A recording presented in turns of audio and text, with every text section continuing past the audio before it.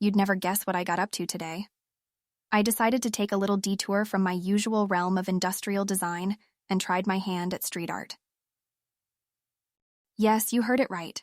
Street art with a huge mural right in the heart of Seoul. It's not as whimsical as it sounds, though. In the mural, I tried to encapsulate my life journey, which felt both empowering and a tad overwhelming. It was like imprinting my story on the canvas that is our city, my past blending into its perpetual bustle, and my future waiting to be etched upon it. Naturally, a considerable part of the mural is dedicated to Busan. My hometown nostalgia never really fades, you know that. I felt like adding Busan was like adding pieces of my heart into the work, probably because in many ways it has heavily influenced who I am today. Now that I think about it, I should get you and the others to come down and see it sometime soon. It might be more effective than trying to describe it over voice note, wouldn't you say? You won't believe the stuff I used for this painting. I combined some industrial design techniques with traditional Korean colors, which was super fun, but also quite challenging. It's like seamlessly blending both sides of me into one artwork, the industrial designer and the Korean girl who grew up in Busan. Speaking of challenges, do you remember Kiyoshi talking about running a sushi making class? I mean, whose mouth doesn't water just thinking about his sushi? He's got serious talent when it comes to that. You know my obsession with pushing boundaries, right? So today I took it to the next level. I dipped my toes into a whole new realm. Intrigued? You should be. You know how Volt Motors has been shaping the electric vehicle industry? Well, today I unveiled the blueprint of Korea's first locally designed electric hypercar. Yes, I'm talking about an electric hypercar, a marriage of my love for design, sustainability, and sports. It felt like a culmination of every creative nerve and imaginative thread inside me. This is a defining moment for me, almost like I've left an indelible imprint on my career path, and I couldn't be more thrilled. Strangely, I dreamt of this a few weeks ago, and now it's on paper ready to take form. But you know the drill. It all begins with a dream and a splash of color. Speaking of which, today I felt this pull towards electric blue, quite symbolic of the hypercar. And funny thing, Midori was pulling everyone's favorite colors today, and it inspired me to incorporate that electric blue into my design, breathing life into this chariot of the future. As Sylvester Stallone says in Rocky, every champion was once a contender who refused to give up. I feel this project is my champion in the making, incorporating my all-time love for athleticism with my deep-rooted knack for design. Change of topic, but you remember our foodie friend Kiyoshi, right?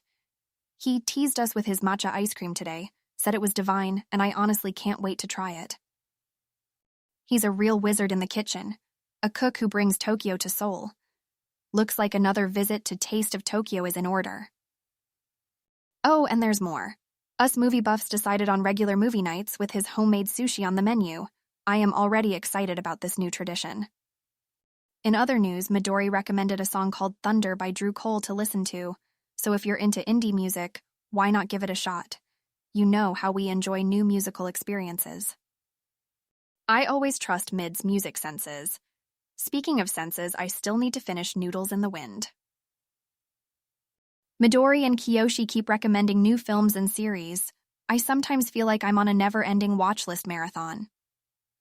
But let's be honest, Netflix binges are like our guilty pleasures, aren't they? Guess who emerged as the maze master of the evening? Jun Ki, of all people, aced my Labyrinth of Mind game. He's developing hidden talents, I swear. It was such a surprise even to him, but it made the game night all the more entertaining. It really had us all scratching our heads how he navigated that maze like a total pro. But remember Kiyoshi?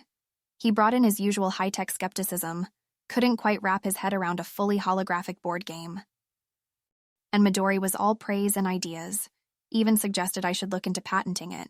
Can you believe that? Sometimes they stir up such crazy concepts, but they never fail to amuse me. This whole concept of blending the age-old tradition of board games with modern technology, making it into a three-dimensional, almost tangible experience, was interesting in itself. The look on everyone's face when they saw the holographic setup was truly priceless. It's like stepping into a real, lifelike fantasy world replica, except it's all happening right before your eyes, on your living room table. I've always loved board games. You know that. Growing up, they were such a pivotal part of all our family gatherings.